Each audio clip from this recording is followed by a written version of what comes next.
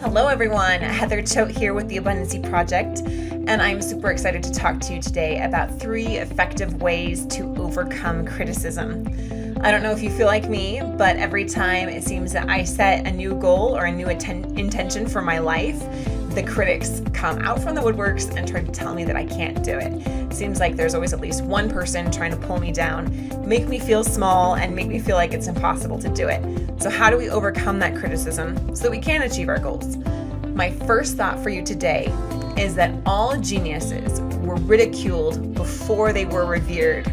That's a quote from Sharma. All geniuses were ridiculed before they were revered. We're talking about geniuses like Picasso, the Wright brothers, Albert Einstein, Steve Jobs, Warren Buffett, even artists, our modern day artists such as Rachel Platten, who's finally reaching her goals as a singer in her 40s when people are telling her it's too late, it's too late for her, she's too old to do it, but she's doing it anyway. Talk about Lindsey Sterling, who was laughed off the stage on America's Got Talent and now is one of the premier artists in America right now. And you're talking about Arnold Shwartzenager, who was told time and time again that you're unfit for acting, you can't be a politician, and he didn't listen to those naysayers. He went ahead and did it anyway. So remember that any great work that you're going to do on this planet, if it's challenging people's ideas of the normal, you're going to receive criticism. I've also heard it put that when you are being laughed at, when you're being ridiculed, when you're being criticized, you actually know you're in the right place, because that means you're doing something special. If you were doing the same thing that everyone else was doing, then no one would have reason to get into your face about it. So take it as a good sign that you are doing work that actually matters and you're doing something unique. My second point for us today is to remember that it is easier to criticize than it is to create. I don't care if you're just someone off the streets or a professional critic, it is much easier to rip apart someone's work in a few minutes than it was to create that work.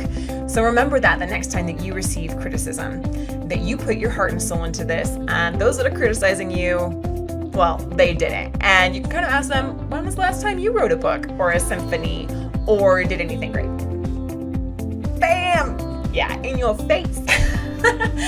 No, seriously, you just have to kind of take that quiet moment and be like, well, I put forth my heart and soul into this. Like for me, it's with my writing. I put my heart and soul into my memoir and showed incredible vulnerability and rawness and realness and really put myself out there and exposed myself. And when you put yourself in that kind of situation, you are in a vulnerable position to receive attacks and to receive criticism. And that has definitely happened. And I knew that it would. So I knew beforehand I had to be strong enough to face that, and that had to be a price I was willing to pay for my art and for the messages I'm trying to share. The third thing is examine why their criticism is getting to you. For me, I receive criticism on multiple levels in my life, and sometimes it's like water rolling off a duck's back. It does not affect me. For instance, when I made the choice to keep my baby when I was diagnosed with cancer, I was told by doctors and loving family members and friends and concerned people that I needed to abort the baby to save my life. And I knew that that was not what I was going to do. When I received that criticism and their loving encouragement to go a different direction in many cases, it just really didn't affect me, because I was so strong in my conviction that there was nothing really there for them to kind of pick at. Other times, in areas where I feel much weaker in, it does affect me, that criticism. So examine why the criticism is affecting you, and you'll most likely realize that the root of it is an insecurity in yourself. That's something you can change, and that's something you can work on. You can become so strong in your conviction that then it doesn't affect you any longer. So criticism can be a very valuable tool in analyzing where you are in your own progress and in your own self-confidence, and it will help you recognize areas that you may be weak in. For instance, I had someone this morning comment on YouTube saying that I was butt ugly, and they said hashtag troll alert and made all these really, really nasty comments. And a few years ago, that would have really affected me, that someone would criticize me so openly about my face. But today, water off a duck's back. Doesn't even bother me. I feel beautiful, I feel confident, and I know that I'm loved and accepted by the people that matter most to me, and that's all that matters. So examine why criticism actually gets to you. Number 4, focus on what you do well and the praise that you receive. Usually, you're going to actually be receiving a lot more praise than you will criticism. But as humans, we tend to focus on that criticism more than the praise. I know that that is true for me, especially when I was starting off as a writer. I would receive 10 raving reviews from fans on Amazon, and they were just glowing with praise and adoration. And then I would get that one that gave me like a 1 star. I once had someone say that I went to Stephanie Meyer's School of Bad Writing. And see, those words still stick in my brain, and it's been like 7 or 8 years since I wrote that book.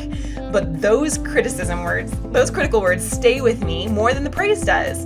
And I think that that's something that we really need to challenge about ourselves.